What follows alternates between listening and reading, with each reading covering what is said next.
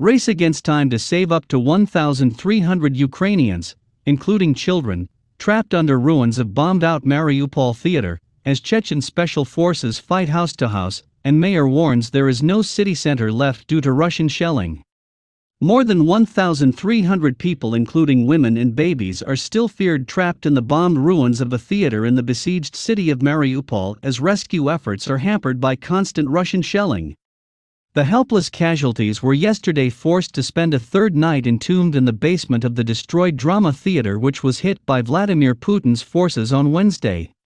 Their prospects of survival are growing bleaker by the day, with no supplies and Russian troops firing at rescuers trying to dig through the rubble.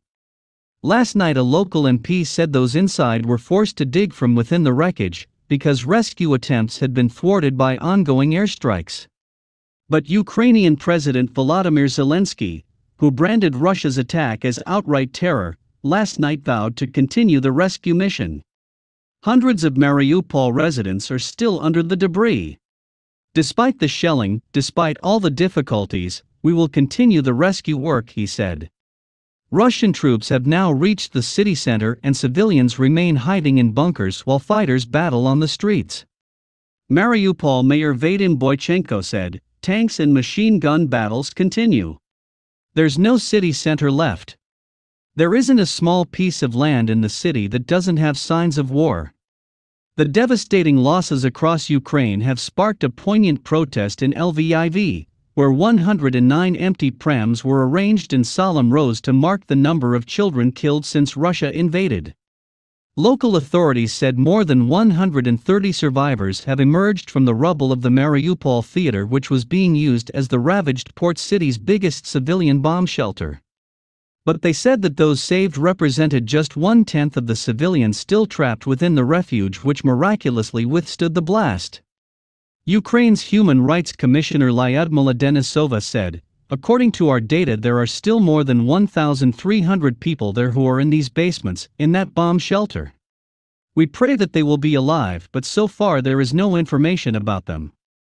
Former Governor MP Suritar Yudas said he fears many survivors will die because the city's emergency services have been destroyed by Russian troops.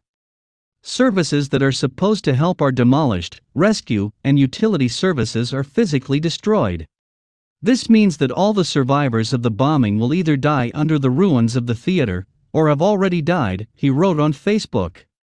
He said those trapped had been left to dig their way out of the collapsed three-story building. "People are doing everything themselves. My friends went to help, but due to constant shelling it was not safe." However, Mariupol MP Dmytro Gurin insisted that while the rescue mission had been hampered by constant Russian attacks, efforts were still underway. One woman said the strike had taken place while those sheltering beneath the theater were cooking and only around 100 had time to flee. Nick Osakenko, the CEO of a Mariupol TV station, said as he fled the city with 6 members of his family, aged between 4 and 61, he saw dead bodies on nearly every block. "We were careful and didn't want the children to see the bodies, so we tried to shield their eyes," he said. "We were nervous the whole journey. It was frightening, just frightening." Russia has denied responsibility for the devastating strike, which was branded a war crime and sparked global outrage. After an agonizing first night of uncertainty following the bombing, Ukrainian officials revealed on Thursday that they were hopeful that the majority within had survived. Rescuers said that while the entrance to the basement had caved in, the relatively modern shelter had remained intact. But Ms. Denisova said that while some had survived, the situation remained unclear. She said there was currently no information about the dead or wounded under the rubble, and called the attack an act of genocide and a terrible crime against humanity.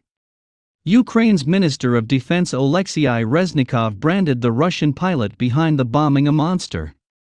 But the Kremlin's UN ambassador Vasily Nebenzia yesterday denied that Russia had targeted the shelter. Meanwhile, feared Chechen special forces are fighting house to house in the besieged port city. Video said to have been released by pro-Putin Chechen warlord Ramzan Kadyrov shows heavily armed fighters from the region pounding a high-rise building in the bombed-out city during a fierce gunfight with Ukrainian soldiers. The propaganda video then cuts before showing some of the Chechen fighters emerging from the building with children in their arms while supposedly liberating civilians. Russia's defense ministry said on Friday that its troops have now entered the city and are fighting in the center, amid fears that it could soon fall into Putin's hands after 3 weeks of shelling weakened the defenses. If the city does fall, it will be the largest captured so far, albeit at the cost of near totally destroying it. Svetlana Zelenko, who said she left the city with her son on Tuesday this week, described how she spent days sheltering in a school building, melting snow to cook pasta to eat while living in constant terror of Russian bombs which flew overhead every day and every night. She described how a bomb hit the school last week, wounding a woman in the hip with a piece of shrapnel. She was lying on the first floor of the high school all night and prayed for poison, so that she would not feel pain, Svetlana said. She was taken by the Red Cross within a day. I pray to God she is well. She added, there is no food, no medicine. If there is no snow with such urban fights, people will not be able to go out to get water. People have no water left. Pharmacies, grocery stores, everything is robbed or burned. The dead are not taken out.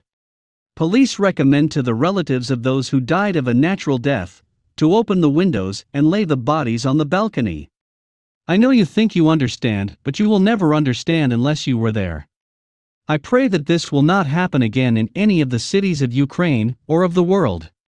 Despite the pleas, shelling was well underway in other Ukrainian cities on Friday, with Lviv, in the west of the country, the capital Kyiv, and Kharkiv, in the east, coming under fire. The war launched by Russian President Vladimir Putin ground into its fourth week as his troops have failed to take Kyiv, a major objective in their hopes of forcing a settlement or dictating the country's future political alignments.